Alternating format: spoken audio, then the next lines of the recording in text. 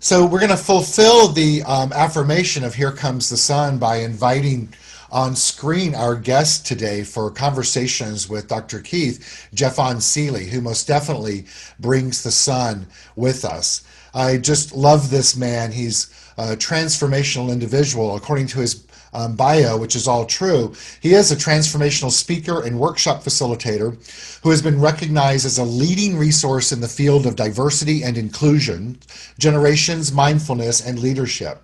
He's assisted major corporations, nonprofit organizations, and government and academic institutions with innovative strategies to integrate mindfulness and create a culture of equality that captures the essence of inclusion. He's been named as one of the emerging spiritual leaders in our world by the one and only Reverend Dr. Michael Beckwith. He's committed to shining a light of hope, peace, and power into every environment that he enters. He has a podcast that's wonderful called Awaken, Inspire, and Transform. Jeffon, welcome. Thank you so much, Rev Keith. It's so great to be with you here. Well, it's so wonderful to have you here. I've known you off and on for years, and I know that you are just so deeply committed to sharing not only your passion in the world, but taking the teachings of metaphysics and new thought out into the world in a way to really make a difference and to bring a fresh approach to what is going on in life, and certainly to not only speak to your generation, but multi-generations of how to create that very thing of a new thought in today's world to have an experience. What would you like to open up and say? Yeah, first and foremost, I think that despite everything that is occurring around us in the external world, there is always a place that we can tap into that is at the depths of our being, that cannot be shaken, so to say, by the external events. It's always there. It's the breath that we're breathing. It's deeper than the heart that is beating. It's the invisible essence that is everywhere present. And if we tap into that, we can rise above fear or uncertainty or difficulty because we connect to a part of ourselves that is also a part of everything else, that is the foundational element of what I see as true. That's beautiful. I love that. So I had not shared with you that our theme for the month is spontaneity, a way of life. That I was love spontaneous there. right? So I love this conversation that's going to be spontaneous. So when you say tap into that, can you give us an example of how you tap into that thing that's there? Yes. Well, I'll tell you first and foremost how I know that I'm not tapped in is when Okay. I simply forget that I am breathing, that I am moving, that I am living, that my heart is beating within me. And I allow myself to drift towards the memories of the past or the expectations of the future and completely disconnect or seem to be disconnected from what is occurring in this moment of now. So I found, by way of just simply being attentive to the breath that I am breathing, the essence and energy that is enabling me to breathe, being mindful enough to feel my heart that is beating, which centers me in this present moment, that encompasses this idea that I'm maybe referring to as tapping in. Great. So you and I spoke earlier just in conversation around you live in Redlands, California now. You had lived in the East in Atlanta when we first met. I believe you were living in Atlanta, Yep. correct? Yep. So you've been in Redlands, and in the last few weeks, the air that is around you that you would breathe in to remember is just filled with toxins. So how do you see that as a metaphor for life, and how do you choose to know that when you're breathing in those toxins that there is um, a peace within that air that is pure? That is well, we got about 4 hours, right? No. We do, yeah. That's a really great point, Reverend Keith. You know, when the pandemic kind of started, there was this mental affirmation that I would continuously tell myself, especially in times of discomfort or fear. And that was this idea that everything is happening for not only my greatest good, but for the greatest good of all. Even in the apparent absence of the good is there. Uh-huh. As Reverend David often reminds me when I chat with him. So one thing that I've been really grasping onto, I feel as if the earth, which is a living organism, Hmm. is helping or shaking us or well, you said an earthquake, is asking us to remember the connection that we not only share with her, but with one another who are scurrying atop this planet, and also the cosmos that are above, and recognizing this divine connection that is everywhere present.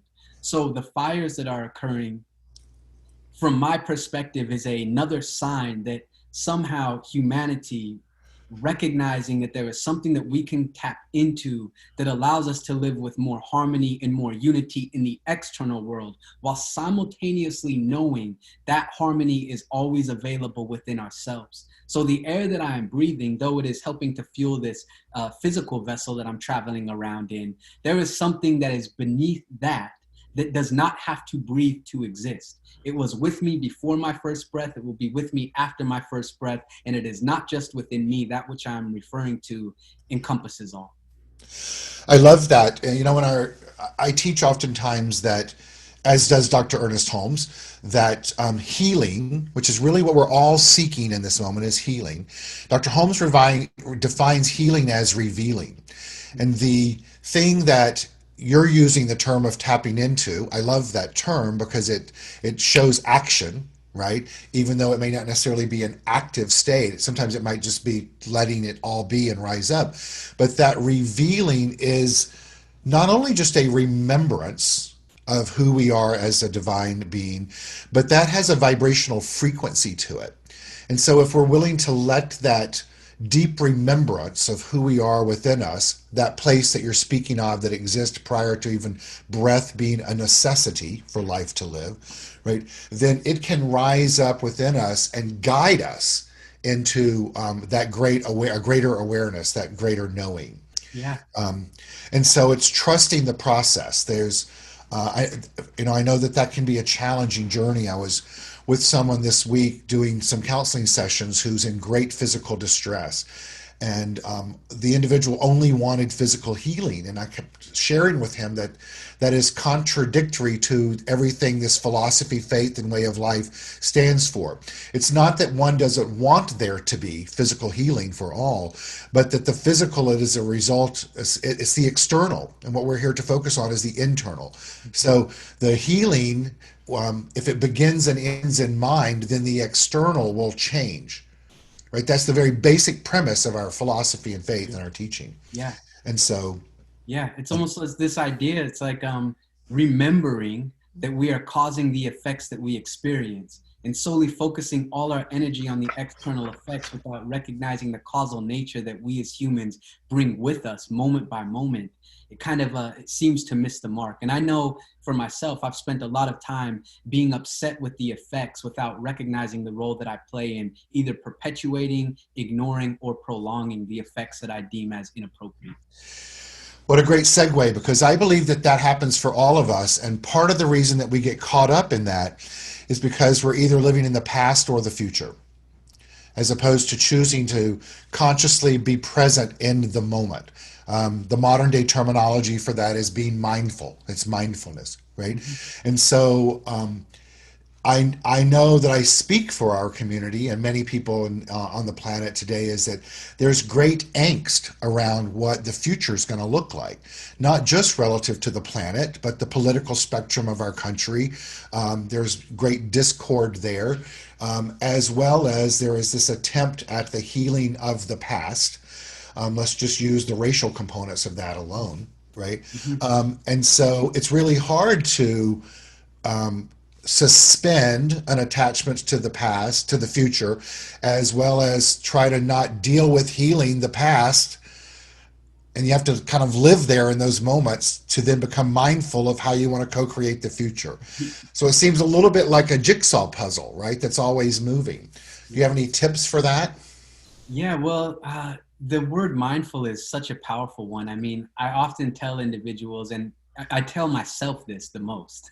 um, Being mindful is being aware of what we are filling our minds with the understanding that if we continuously feel, instead of being mindful, most of us and most of the time, I mean, even for myself, when I look back, I'm not being mindful, but I'm filling my mind full of mess. And I think we all can agree that that which we fill our minds with eventually colors our reality. Now, that is true whether it is a past memory that may be mismanaged, there are a lot of memories that are stored in our consciousness that are mismanaged, and we will pull particular things that reinforce the current state that we see ourselves or the world.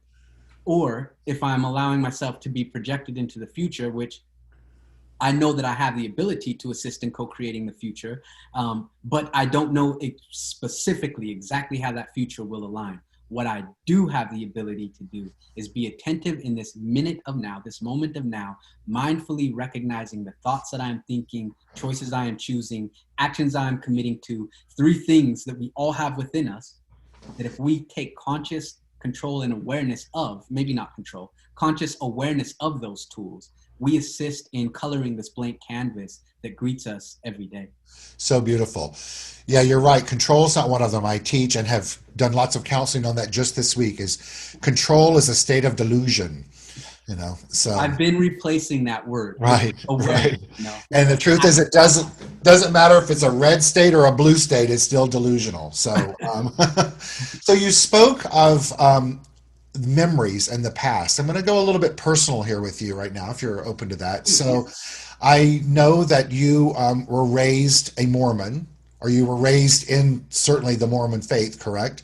And a man of mixed race, Correct. right?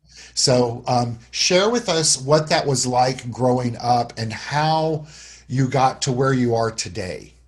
Yeah. Because Well, you're clearly an awakened individual. um, sometimes more than others. Well, you are also human, so that's part of the Yeah. human journey, right? Yeah. Yeah. So very quickly, and I think that I shared this that the one time that I was able to be in person at your center, which I loved. So yeah, I grew up in Salt Lake City. My mother was adopted from Scotland. My father is African American, and my mom started slipping down this very slippery slope of drugs and addiction when I was fairly young, and that meant that my sisters and I were being raised with my grandparents there in a nice area of Salt Lake City, and obviously my grandparents at that time were in the Mormon tradition. So Uh-huh. grew up there, and there wasn't really anything that I could say that was right or wrong when I was young until suddenly I started looking out into the environment and recognized things didn't really match up. One, everybody in that community had a mother and a father. My dad wasn't around until I was really about 16. My mom was slipping down that slope of addiction at that time. On top of that, my grandparents raised us with a very small social security check, which meant we didn't fit in with what everybody else had in the material world. And then on top of all of that, my sister and I were two of the only kids who had a slight different tint of skin. And I remember when this really came to face was I walked into a Sunday school classroom, and on the chalkboard it said no N words allowed. And this was when I was 11 or 12 years old. So no, I don't have to say the No, words. You you know what don't. I'm saying. And as a young boy, I internalized this and actually believed that for some reason I was not as valuable as the people that I was around. And I internalized this, and I started molding my self-image around this idea of I was a victim. My voice didn't matter. I didn't have things to say, and it was almost like this woe is me type of mentality. And carried that with me. Obviously, my grandma gave me the choice, fortunately, if I wanted to go or not to the church once that happened, and I said no. Um, and then when I moved to Seattle to go to college, I was still carrying this identity with me. And my dad had one of these spiritual friends, and I think I do this because I'm one of those spiritual friends now. But he was one of those individuals who would just challenge me in these. We'd have these kind of heated conversations where he would say things, Jafon, the divine is everywhere present and everything is in divine order. And I remember pointing at all of the things that I thought that the divine was absent from. My grandparents who just passed, my mom who was just relapsed, my sisters who were still in Utah with nobody around them to uphold them and support them. And I thought I made a good case as to why that was true. And then he gave me a book, which many of us have heard of, and that's A Course in Miracles. And there was something when I opened that book, the first two sentences I read that said, "The real cannot be threatened and nothing unreal exists. Herein lies the peace of God." And it was at that time that something clicked. And all the time reading the Bible, all the time of these studies, all the time of these things that didn't really align with me, something tapped deep within me to make me recognize that through the highs and through the lows, there was this invisible essence that was already there. And in hindsight, I see those dark patches or difficulties were the very blessings necessary for me to step into greater levels of awareness within myself. Good for you. Yeah, that was a very fast synopsis, but that's the whole.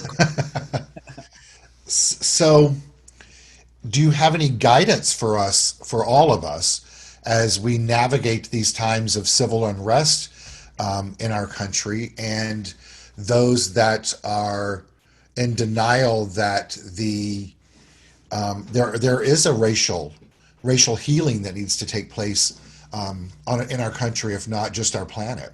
Yes. First and foremost, denial of that which is existing often fuels the very thing that you are trying to avoid or ignore. Say So, that again, please. denying that racism exists, or ignoring racism, or avoiding the conversations about race or inequity is the very gasoline that fans those flames. So, first and foremost, do not turn your attention away. Number two is do not allow this concept that I've found that I've embraced, which is this spiritual bypass by saying, well, look, at the depths of everything, it's all one, so it's okay. That does not negate or dismiss the fact that there are fellow brothers and sisters on this planet in this physical realm who are in a mode of suffering. We cannot just try to take this spiritual high road by way of ignoring or dismissing the suffering that people around us may be experiencing. And finally, the last thing that I would say is be willing to actively engage with individuals that can help dismiss those underlying beliefs that may exist within ourselves that we don't know that we have. That unconscious bias, so to say, the unaware that we're unaware, that often fuel the fans of exclusion or separation, Mm-hmm. even in the declaration of unity. And this is a never-ending thing. It is a process that we all can participate in. I love the statement of our unawareness of our unawareness. You know, Deepak Chopra says that our call to our awakening is to be aware that all that we have is awareness. It all distills down to awareness. But in that journey of awakening to our unawareness of what we're unaware of, I believe that we're all called to be conscious participants in the evolution of finding peace, of purposeful energy on this planet as we opened our service today. Yes, yes, And I know that during this time of quarantine, just for safety's sake, for many individuals, it's really hard to get out and do anything physically about that. So I bring that up in the context of I just listened to the 1619 podcast. And I don't know if you've heard it, and yes, yes. I would invite everyone who's listening today to listen to that. You can find it through the NewYorkTimes.com. But those 6 episodes really do speak to the effects, the events, the suffering, what has transpired, not only just in the past, but in current day, the 20th century. It speaks to maybe even 21st from 1619, of that inequity that has taken place, and it gives one the opportunity to become aware of your unawareness, right? And then figure out what one would like to do with that information. You just said that what we're called to do is to not turn away, to engage. And so I believe that as a modern day metaphysician, we're called to a higher standard than the 20th century metaphysicians, which were to know and speak truth and do that through spiritual mind treatment. Yes. I think that it's to know, to speak the truth, to practice it, to do spiritual mind treatment, affirmative prayer, and to be engaged, right? Yes. To be engaged in wronging the social injustices of the world, to be engaged in doing our part of trying to create a political spectrum in the world that is propagating good for everyone, you know. Right. And so every day we have that opportunity to awaken to a new mindset. So I want to read a quote to you in the context of that and see what it means to you. And it's from Paul S. Boynton, and the book is Begin with Yes. And it says, as we step into the unknown, we discover we can be fragile and strong, and terrified and brave, all at the same time. That's an incredible quote. Yeah, So what it brings up immediately is this idea that if infinite is that which we are, Uh-huh. then the realm of our consciousness too is simultaneously infinite, which means at times we center our reality around a finite point in the infinite realm that it is possible. When we begin to challenge that, or at least step beyond that perceived comfort level, our cocoon of safety, so to say, and step beyond those confines that we've either consciously or unconsciously brought in out external things to help create this reality, and step beyond that, we're venturing then into the unknown. When we step into the unknown, there is often this fear, because as you start gaining more knowledge, or gaining more wisdom, you begin to then look back at where you have come from, and some of those particular insights, ideas, intuitive hits may be the very things that shake that foundation that you've been so accustomed to. And therefore, at times, individuals will then turn around and go back to safety, or if you're brave, you can continue forward into the realm of the infinite. And I feel as if this time that we are in, Reverend Keith, it is an opportunity for us, as you said, to live purposefully, to embrace this energy in a way that activates the conscious evolution for everybody, and recognize that when we do it, similar to the candle, when our light begins to shine in such a miraculous way, when we recognize the miracle which we are, we simultaneously begin to help other people awaken to the light within them. And that, I feel, is beyond the confines of what our perceived or pre-programmed reality that we are in right now. The way that we thought, as you so eloquently put it, the 20th century's ideas will not get us to where we are asked to go. Now, it's not as if it's going to be this miraculous new lightning bolt that comes down from the heavens. We have the fodder right here, and in a variety of other texts where we have everything that we need. It simply requires us to not only treat, but then, as you also said, move our feet. Right. And we are creating the next paradigm. And it comes by way of us. Well, it goes back to what many of our community has heard me say many, many, many times. One of my favorite Ernest Holmes quotes, which is, information, the book, without application, the engagement, is hallucination. You know, so so it all comes down to this knowledge. Yes, it has power, but that only works for us when we use it in a powerful way, Yeah, right? there's this miraculous thing that I found out about these books, like, right? Like I have a lot behind me, and there's something magical, and I want to encourage everybody to do this, because I think you have at least one book that you've wanted to read but have not yet. There's this magical act that it's like this. It's very interesting. You first open it like this. That is a powerful act. And then once you open it, there are these words, and you piece the words together, and suddenly you may find something that is speaking to your spirit, but without opening, without spending time of reading and then internalizing that and making it an experiential type of understanding. Many great books that can bring about lasting transformation, ideas are just sitting on the shelves. Or not just sitting on the shelf. I have the exact same book that you have in your hand right now that is being used as the foundation for me to put my computer screen on. So it's holding up my computer screen. So it's doing a great job of that right now. But Yeah. once again, it doesn't do me any good in its purpose of being a tool for enlightenment unless I open it and then read it and then use it. I want to address that quote of, as we step into the unknown, we discover we can be fragile and strong and terrified and brave all at the same time. I think that's a great template, if you will, to hold, a chalice almost of information as we continue to be enlightened on our journey, and to look at these words as if they all have meaning vibrationally. As we know from Dr. David Hawkins' work, everything vibrates at a frequency. And know that we can be on that journey of enlightenment, of finding our spiritual awakening, of strengthening our personal self-empowerment, while sometimes doing just as you said, leaving that cocoon, and also be willing to enjoy the fragility that's taking place, right? Yeah. And to lean into the strength and feel the fear as well, and be brave all at the same time, while remembering that the journey The journey itself is to stay mindful of each step along the way, to live in faith of the unfailing power that exists within us, the infinite that you reference, right? And then also to hold a higher idea of the desired experience. So Mhm. all of that can exist simultaneously, but none of that matters if we're not engaged in the steps.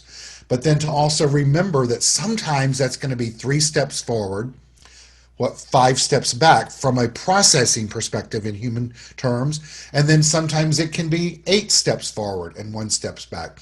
But if we continue to do the work, what we also know is there's the great possibility that we can take a quantum leap, right? And move from vibration 400 to 600, and then go back to that 4 forward, 1 back, 2 forward, 1 back. So, Yes. um, I, Yes.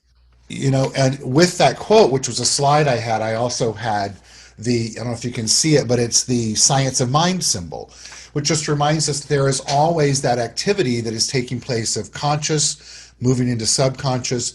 The law then receives it and it brings back to us an experience, which brings us Yes. back to that very basic tenet of if you want to change your life and change your life, change your thinking. Yes. So another quote I have for us, and it may not even be a quote, I had used it this month in our spontaneity theme of to live spontaneously requires a deep-seated belief that anything and everything is possible within the realm of possibility. If you apply yourself fully and be open, it is imperative to trust the process and go with the flow of life without second guessing yourself. Being spontaneous is all about allowing detours and randomness to come into your life. Mm. Have you ever had any of those detours or randomness? Yeah, no, no, I've had everything pre-planned. I mean, it's a straight road ahead. You know what's fascinating, Reverend Keith, is I was sitting in my bedroom in Atlanta where I was doing real estate investing, and I went to Center for Spiritual Living Center of Atlanta, where I met David Ald, and that's when I first kind of knew about CSL.